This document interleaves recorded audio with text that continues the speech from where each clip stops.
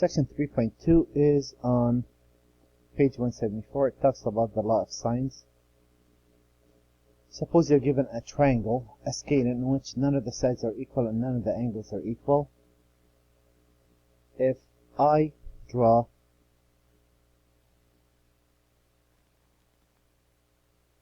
a perpendicular height right there, and if I look at this triangle, I would say the sine of angle A is this height over side B, opposite over hypotenuse. And if I look at this from this triangle from this perspective, that would say the sine of B is the opposite over the hypotenuse. Here I could cross multiply and say the height is B times the sine of A, and here I could cross multiply and say the height is A times the sine of angle B. And now if I put those together, since this equal the height and this equal the height, I could set those equal to each other and say, you know what? B the sine of A must equal A the sine of B. And if I divide this side by AB and this side by AB, this would say the sine of A divided by A equal the sine of B divided by B, and I could show easily that that equals the sine of C over C. Now, if I undo what I did, if I eliminate this auxiliary height that I don't want, if I go back to the traditional triangle, before I added anything to it, come on, not that part. Okay, this is going to be a bit hard to do. Oh boy, come on.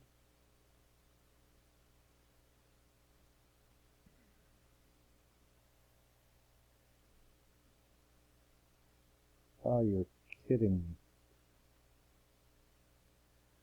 All right. What I conclude is that if I take the sine of angle A divided by its opposite side, that should equal the sine of angle B divided by the opposite side, and that should equal the sine of angle C divided by the opposite side. And that's not for a right triangle, that's for any triangle. So, if I look at problem number 10 on page 180, it says solve the triangle, meaning find all the missing angles and the missing sides. The sum of any three angles in a triangle must add up to 180. So, if I add those three angles right there, the coloring is not working. And I want green. There we go. So if I add those three, I get 180, meaning C right there is 180 degrees minus 40 degrees minus 45 degrees, and that turns out to be a 95 degrees. And yes, you're going to get your wish. You can use your calculator on this test. So that's the first angle. I got this to be 95 degrees. Very good. Now, if I pick an angle and a known side, well, it has to be this and this side. If I pick the sine of 95 degrees divided by the 4, the opposite side, that should equal either the 45 or the 90. If I went for the 40, that should equal the sine of 40 divided by the side opposite of that, which is B. If I cross multiply and solve, I will get B to equal 4 times the sine of 40 degrees divided by the sine of 95 degrees. And if I throw this in my calculator, that ends up being 2.58. 2 decimal places will do. And now I know that this right here is 2.58. I still have one more to go. Well, if I take the sine of 95 degrees divided by 4, again, this angle divided by its opposite side, that should equal the sine of 45 degrees divided by A. And if I solve for A, cross multiply and solve, A would equal 4 times the sine of 45 degrees divided by the sine of 95 degrees. If I plug this in my calculator, I'll get 2.89. Now, it is very wise for you when you're done to check the biggest angle should be opposite the biggest side, and the smallest angle should be opposite of the smallest side. That's always true.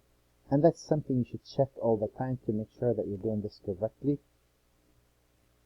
The next problem I'd like to look at problem number 16. 16, this is 100 degrees. This is 30 degrees. That's 130. That leaves this with 50 degrees. There, got it. C equal 50 degrees. I label that clearly and box it. Then I'm going to use the sine of 50 degrees to, I'm sorry, that's not where you begin. You begin with an angle and its known opposite side. You must start with the sine of 30 degrees to 6 equal. Now you could decide which angle you want to find. It doesn't really matter. So, which side you want to find, C or A. If I want to find C, I could say that's the sine of 50 degrees divided by C. Cross multiply and solve for C. That is 6 times the sine of 50 degrees divided by the sine of 30 degrees. And C would equal, if I throw this in my calculator, 9.19.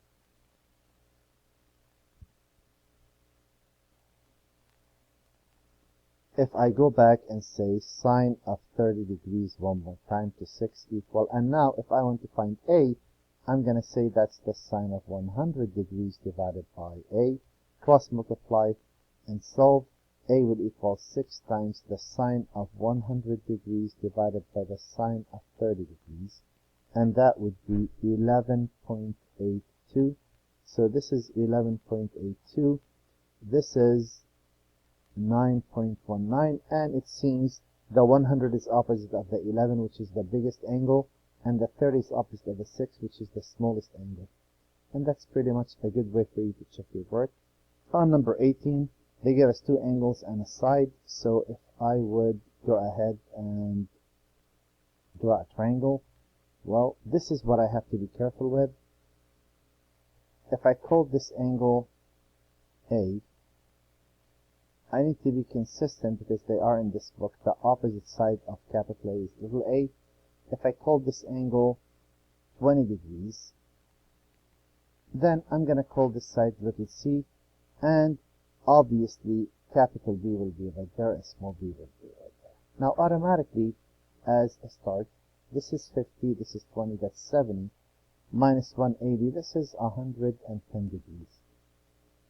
And I must use an angle and the opposite side that's known. So I have to start, the only way I could start this problem is by saying the sine of 50 degrees to 3 equal, and then it doesn't matter whether you go for the red or the green. If I go for the green, that will be the sine of 20 degrees divided by c, and if I cross multiply and solve, let me put this up there.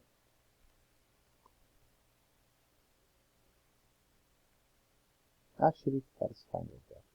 I would say c equal 3 times the sine of 20 degrees divided by the sine of 50 degrees. And if I throw this in my calculator, I will get for c 1.34. So I figured that this is 1.34. Now, if I go for c, I still need to use, I'll use the given information, normally sine of 50 degrees divided by 3. This I don't want to use rounded figures, equal the sine of 110 degrees divided by c. And if I cross multiply and solve, 3 times the sine of 110 degrees divided by the sine of 50 degrees. And this turns out to be 3.68. And do remember, I figured out that angle B, that's the notation for angle B, is 110 degrees. So there, I figured out everything that was missing, and I do check my work. That is, C is 3.68. That's the biggest side. opposite of the biggest angle, and 20 degrees is the smallest angle, and 1.36 is the smallest. So I'm in good shape. On number 26, directions changes slightly. It says 25 to 36, two sides and an angle are given. Determine whether the given information results in one triangle, two triangles, or no triangle. Solve any resulting triangle. Okay, well, we're not sure what that means yet. We'll figure that out in a minute. This is what I know. I'm given side B and angle B.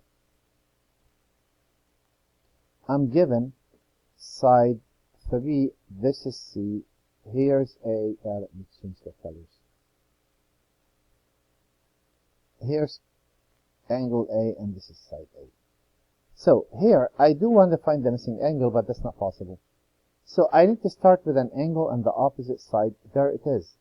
I know that the sine of 40 degrees to 4 equal the sine. And now, which angle should I go for? Well, let's see. Do you see I have no choice but to find C? Because I don't know A and I don't know angle A. So it has to be the sine of C divided by 3.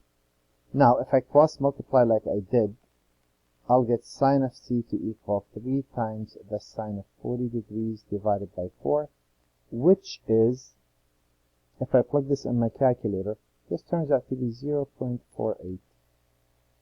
I have the sine of an angle equaling a number. So 1, the reference angle, if you remember back from section 2.3, the reference angle, I throw this in my calculator, is 28.8 degrees. Second step in solving trig equations. When do you do this? Anytime you're solving a trig equation. Where is the sine of an angle equal positive? Quadrant 1 and quadrant 2. If this is 28.8 degrees, well, then angle C could be 28.8 degrees because you're in quadrant 1. But if this is 28.8 degrees, how would you find this? Wouldn't you say, or it is 151.2 degrees? So anytime I solve the sine of C equal a number, I'm going to end up with two solutions, unless it's one of the special cases, you know, the 0 or the 9 degrees. Well, how do I know whether I'm going to get one triangle, two triangles, or no triangle? If this number is bigger than 1, sine of C can never be bigger than 1, no triangle. Now, I'll take those and I'll test them. I'll test 28.8 first. I'll come in and say, alright, if C happened to be 28.8 degrees, then I could find angle A by saying A is 180 degrees minus 28.8 degrees minus 40 degrees. A turns out to be, in this case,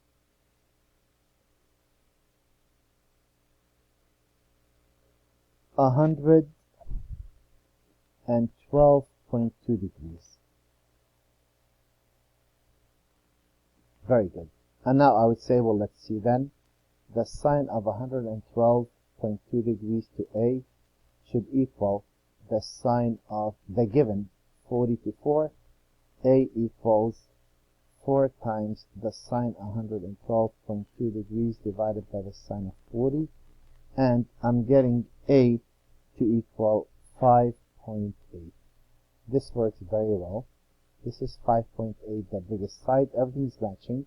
Now, I do have to take into account if this will happen. So if I take this triangle and I draw it again and I fill in what I know this right here was 28.8 degrees. I know this right here was 40 degrees. And I know this right here was 3. And if I want to fill this with 151.2 degrees, do you notice that those 3 will add up to more than 180? So one triangle is possible. I'm going to have to continue in the next video because I'm almost out of time.